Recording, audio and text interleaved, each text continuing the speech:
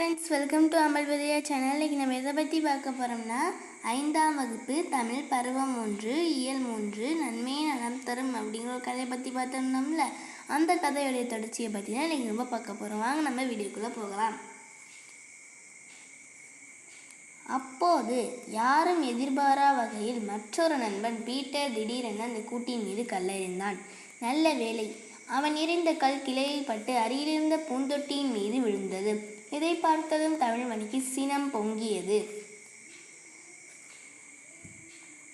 அப்போ தமிழ்மணியோட நண்பன் ஒருத்தன் அங்கே நிறைய பேர் அங்கங்கே நின்றுட்டு இருந்த எல்லாரையும் ஒரு மரத்துக்கிட்ட இங்கே நிறைய பறவை குஞ்சுகள் இருக்கு போல, சத்தம் கேட்குது அப்படின்னு கூப்பிட்டு எல்லாரையும் அங்கே கூட வச்சான்ல.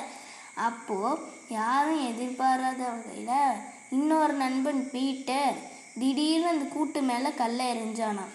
நல்ல வேளை, அவன் எரிஞ்ச கல் கிளையில் பட்டு அதுக்கும் பக்கத்தில் இருந்த பூந்தொட்டி மேலே விழுந்துருச்சான். இதை பார்த்தோன்னே தமிழ்மணிக்கு ரொம்ப கோபம் வந்துருச்சான்.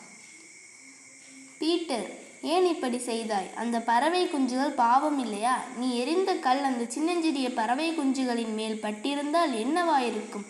உன் வீட்டை யாராவது இடித்து தள்ளினால் நீயும் உன் குடும்பத்தாரும் என்ன செய்வீர்கள்? அது போன்றுதானே அந்த பறவைகளின் நிலையும். இதை ஏன் நீ புரிந்து கொள்ளவில்லை என்று படபடவென பேசினான் தமிழ்மணி. அதை பார்த்த தமிழ்மணி, பீட்டர், ஏன் அப்படி செஞ்ச? அந்த பறவை குஞ்சுகள் பாவம் இல்லையா? நீ எரிந்த கல் அந்த சின்னஞ்சிறிய பறவை குஞ்சுகள் மேலே பட்டிருந்தா என்ன ஆயிருக்கும்? உன்னோட வீட்டை யாராச்சும் இழுத்து தள்ளுனா நீயும் உன்னோட குடும்பத்தாரும் என்ன செய்வீங்க?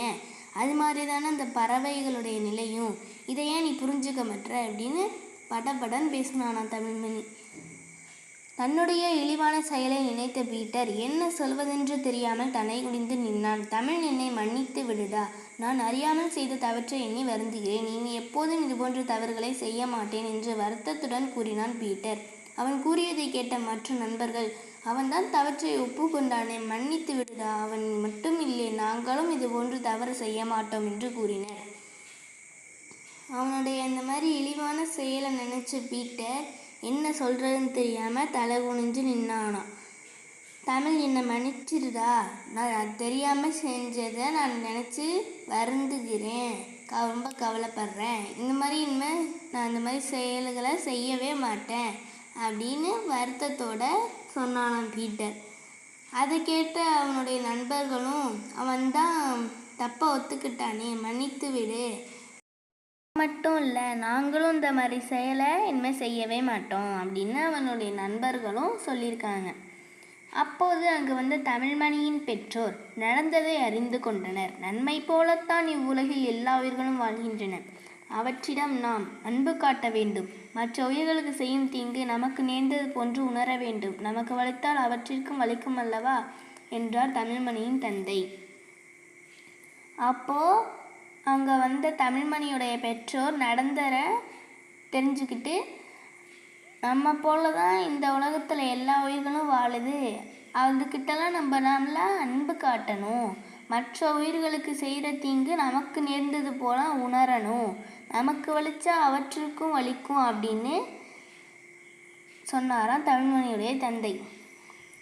அவர் கூறியதை புரிந்து கொண்ட தமிழ்மணியும் நண்பர்கள், இனி நாங்கள் யாரையும் துன்புறுத்த மாட்டோம் என்று உறுதி கூறினர்.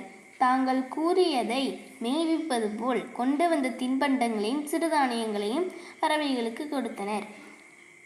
அவர் சொன்னதை புரிஞ்சுக்கிட்ட தமிழ்மணியும் அவருடைய நண்பர்களும், இனிமே நாங்கள் இந்த மாதிரி யாரையும் துன்புறுத்த மாட்டோம் அப்படின்னு உறுதியாக சொன்னாங்களாம்.